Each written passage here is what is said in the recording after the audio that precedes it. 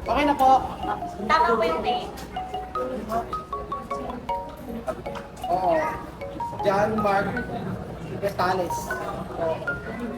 So, ayun po mga amigo. Okay na po. Okay na po. Pwede na po kayo. Ngayon, after nito, ito. Wait na tayo. Magandang araw po sa inyong lahat mga amigo. Medyo magandang panahon ngayon dito sa lungsod ng lungsod ng Dasmariñas. Ayan, lungsod ng Dasmariñas. At for today's video mga kababayan ko ay pupunta tayo sa school ni Mark. Opo, si Mark po, sa hindi nakakalam, siya po yung ating pinag-aaral mula po elementary pa, di ba? Senior high school, mula ulit-ulit, senior high school. Hindi matandaan. Ewan ko, loading ako ngayong araw. Opo, nung senior high school, siya po yung ating pinag-aaral. Ngayon po ay siya ay college na. At ang kanyang course ay education. Opo, education, at ang kanyang major ay Filipino. Filipino po ang kanyang major. At ngayon po ay 2 taon na lang ay makakagraduate na si Mark. So konting push pa po, di ba? Ano Mark, mula sa bahay hanggang sa school, gano'ng katagal yan? Mga ano po, pag traffic po 30 minutes po. 30? Opo, pag traffic po. Iba po kasi yung way Layo naman sa may LA pala. po kasi yung daanan. Opo, nag-aaral siya sa National College of Science and Technology, tama ba? Opo ko yun. Doon siya nag-aaral, semi-private? Opo. Semi-private daw. Pag semi-private, ano ibig sabihin? Ano na po kayo, mababa na po yung tuition. Mababa yung tuition fee. Okay. Bakit Compare po sa ibang school, katulad po ng AYAP po. Ano? Na maabot ng 39. ang ano? Opo, tuition fee Ang percent po. tuition. Pero tuition mo mahal din na. Opo. Malaki na rin tuition mo na yun. Kasi sa mga iba dito, yung mga state university, mga ganyan talaga, libre talaga yun, Opo, di ba? libre po talaga. Oo. Tapos, alam mo malapit dito na school na public? Meron po kaso engineering po sa TUP po, tapos sa may KLD naman po, kakatayo lang po kasi niyan. Yung Okay. kolehiyo po ng lungsod ng Dasma, tapos wala din pong edu. Walang edu. Kumbaga, More on nursing po. nursing. Psychology, Oo. tapos mechanical engineering. Mechanical engineering. Ba't ba gusto mong mag-edu? Gusto mong turo? Opo. Siyempre. Bakit education ang pinili mong course? Ano po, na-inspired po ako sa mga dati kong naging teacher din po. Okay. Kaya Na-inspire ka sa mga dati mong naging teacher. Opo. Kung paano magturo. Opo. Kumusta naman ang pag-aaral mo dati? Pasaway ka ba? Hindi, mabait daw to, sabing ganun. Ay, natatandaan ko, ang sabi sa akin, ikaw daw ay nagtitinda-tinda before? Opo. Nagtitinda sa school? Opo, nagtitinda po ako sa school. Ano nagtitinda mo sa school? Yung ano po, yung turun po. Turon? Opo. Para mapambaon ka? Opo, pambaon lang po. Oo. Parang, Tapos, yung mga candy din po kayo sa mga classmates ko. parang mali yata. Nakakabenta ka naman. Opo. Kasi may tindahan din siya ngayon, nagtitinda siya. Parang namali ka yata ng course. Opo. Di ba dapat ang course mo is about business? Kasi doon ka mahusay. Huwag na tayo makialam, gusto education eh. So ayun pa mga amigo, pupunta po tayo sa school at nila. Ayan po. So nandito na po tayo sa may pamilihang lungsod ng Dasmariñas, Market Mall, SM, AM po. At layo ng ng school. So ngayon po meron po kasi problema mga amigo regarding po sa kanyang tuition. Nung last sem po ay hindi po na kumpleto yung kanyang tuition. Gawa po ng yung pinapadala po natin ay hindi naman pala sumasapat para po sa pag-aaral niya. Doon din daw niya kinukuha yung kanyang allowance. So nagka-utang po, nagkaroon ng pending ng magka 23,000 ba? Opo, Oo. Nagkaroon pa ng 23,000 na utang. Buti pwede ituloy. Okay lang mag-aral Opo. kahit na may utang. Opo, kuya. Basta Basta po mabayaran lang po yung pending. may pending, pwede ka uling Tapos enrollment po. enrollment. Okay. So pending. Pending uli natin ngayon, tapos susunod na uli. Hindi po. Ayun po kasi yung binili ko po before ay hindi nagkakasya. At sabi ko kay Lenlen, may ibang binibigyan natin ay sabi niya, teka ko computing ko. Sabi niya, daddy, hindi kakasya kahit saan mo tingnan, sabi niya. Kasi wala po nagsusupport sa kanya. Pagkain niya sa kanya din, o sa pinsan niya, ganyan. Yung mga ibang gastusin sa bahay, wala. As in siya lang. Kaya po, sabi ko, ganito lang gagawin ko.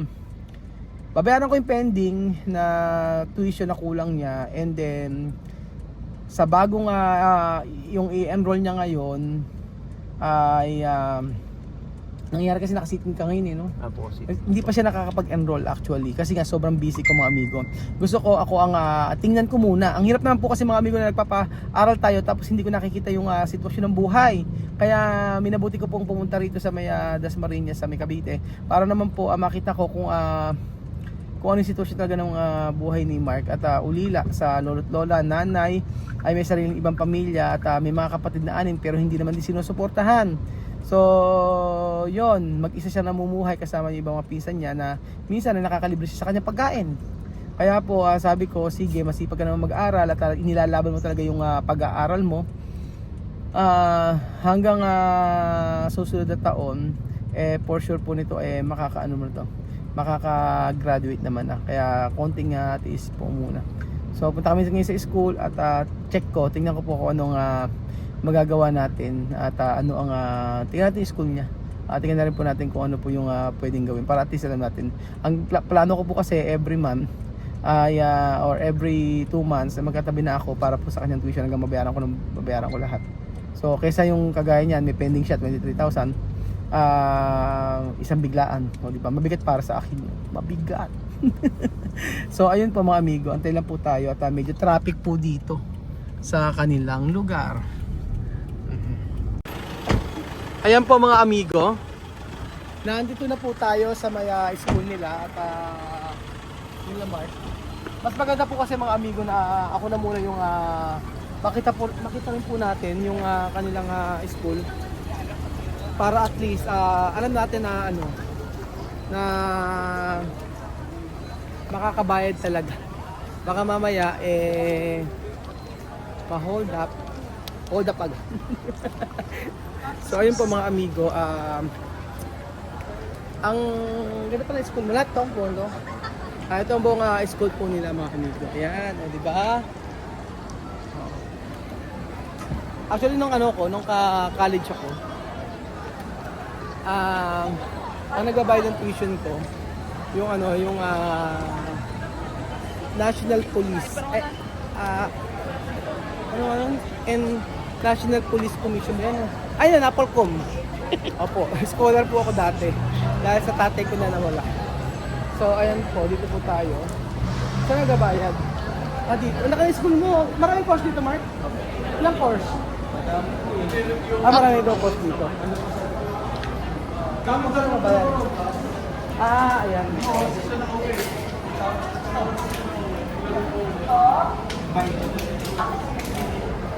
Ito yung dati mo.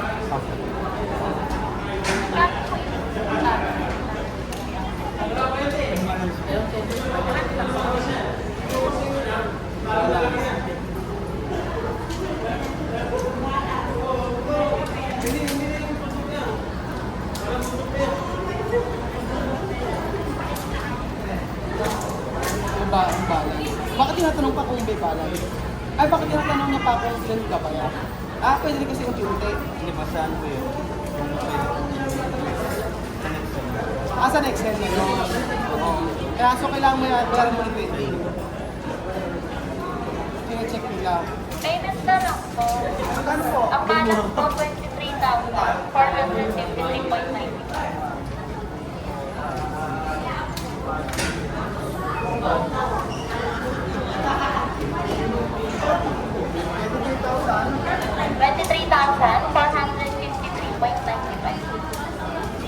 Magkano po ito? 24,000. Tapos,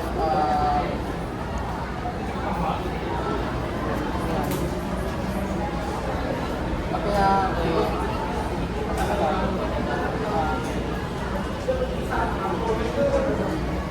paano ba yan? Pagkakamapromas tayo. Para may baon sa tapos, yung ngayong SEM, ipa-assess mo na. Tapos, pagkayari, para malaman natin yung monthly. Kasi gagawin ko mga amigo, yung monthly ko siya. Pwede yun ba? For example, tuition mo ay ganito. For example, ang tuition rate 40,000 o 30,000, sa gano'n.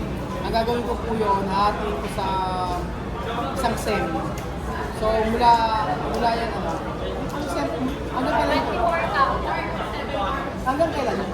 Yung isang SEM? 5 months. Ha? 5 months. O 5 months. So sa 5 months, hanggang December. So ano yun? July,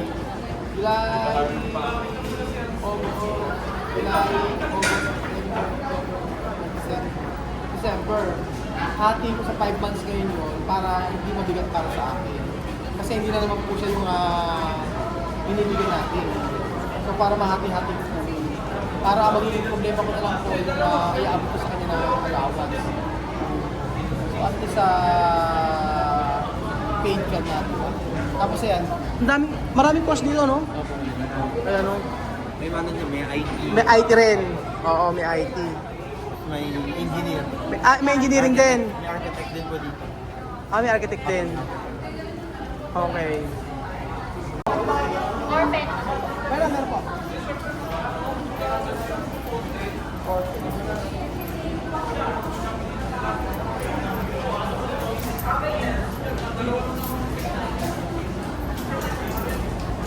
Okay na po kasi.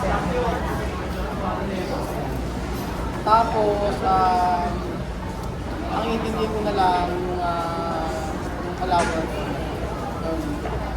Days po, 3, 4, 5, 550 po. Ilang kami Double check po ng name sa receipt. Okay na po. Tama po yung name.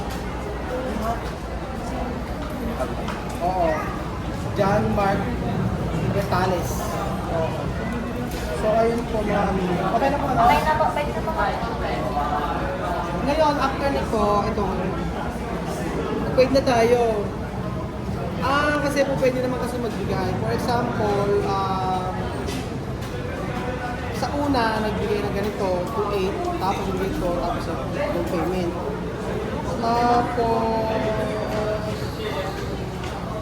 ang mahal din yung tuition mo, ha? Mahal din yung tuition mo. Oh.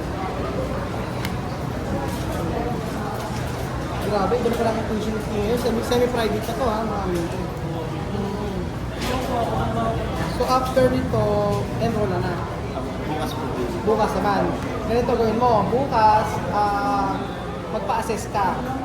Magpa-assess ka bukas, tapos isend mo sa akin kung magkano yung total na tuition mo. Kung pa nag-assess niya, lagay naman yung hub. Oo. Nandun naman po lahat. Ano? Nandun naman po lahat. Oo, nandun naman lahat. Para at least alam ko kung paano ko i-cut yun. Para sa loob ng isang SEM, alam ko kung magkano yung kabayaran ko. Ano, happy ka na? Opo kaya. Maraming salamat po kaya. Kaya na? Maraming salamat kasi makapag-aral na ulit ako. At salamat dahil kahit hindi mo talaga ako kailangan ng usan. Hindi ka nagkapiling na puntaan ako dito at mag-enroll ulit. Maraming salamat po. Basta, mag-aral ka mabuti, ha? Salamat At po talaga. tapusin mo muna yung pag-aaral mo bago ka mag-girlfriend.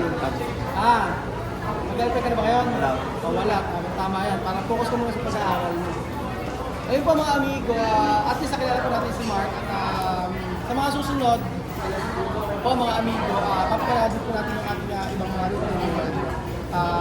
Hindi na natin siya kilala personally, but at least naipakita natin na yung pagmamahal sa isang Pilipino na gustong-gustong mag-aral. So, hindi lahat ay nabibigyan ng privilege makapag-aral. Hindi lahat ay nabibigyan ng pagkakataon na makapag-aral sa gusto. Pero kung ikaw ay may determinasyon at may paniniwala sa Diyos at may love sa iyong sarili para mag-aral ng mabuti, ano ba ito? May love sa iyong sarili. Yes. Meron pagmamahal sa iyong sarili na alam mo na gusto mo talaga yung ganitong buhay o ganitong course o ganitong klase na pag-aaral. For sure po ay makakatapos siya ng pag-aaral. Basta mag-ingat ka lang at araw ko lang si Kuya Raul and for sure makakatapos ka ng pag-aaral. So ayun pa mga amigo, thank you so much po at I pray talaga na makatapos sa pag-aaral. Para at least hindi man natin magawa ngayon, yung mga tao na pinangakuan natin ng mag-aral ay may Pilipino naman na mapagtatapos tayo ng pag-aaral. So, thank you so much po mga amigo. Salamat po. Ayun pa mga amigo, hindi pala ako tapos. Ginawa ako sa batang ito mga amigo kasi nakita ko yung pagpupursige niya sa pag-aaral. Yung ikaw ay namumuhay na mag-isa at walang sumusuporta sa'yo, napakahirap nun. Sabi nga niya, yung pag-aaral niya, yung pagpupursige niya, ginagawa niya para sa kanyang lolo't lola pero namatay na. Di ba napakasakit nun na kaya ka nagpupursige na mag-aral para maging proud yung lolo't lola mo na nag-alaga sa'yo. Pero ending, iiwan ka rin pala. Tapos ngayon namumuhay siya mag-isa para lang siya ay makapagtapos ng pag-aaral. Kaya hindi po tayo nagkamali na pag-aralan yung batang ito. Maraming salamat sa tao na sabi sa atin na tulungan tong taong to. So hindi ko naisip mga amigo na darating sa point na yung Pilipino pala, sa Pilipino rin pala tayo makakatulong pagdating sa pag-aaral. So ayun po mga amigo, thank you so much po at tandaan nyo po, magkapatuloy po tayong manood, papatuloy po tayong tumulong at salamat po sa panonood ninyo. Please share nyo po yung ating mga videos and then please palike na rin po at don't worry, hindi po tayo titigil hanggat hindi po nakakatapos yung pag-aaral yung batang ito. Thank you so much po mga amigo, mga kababayan ko at God bless.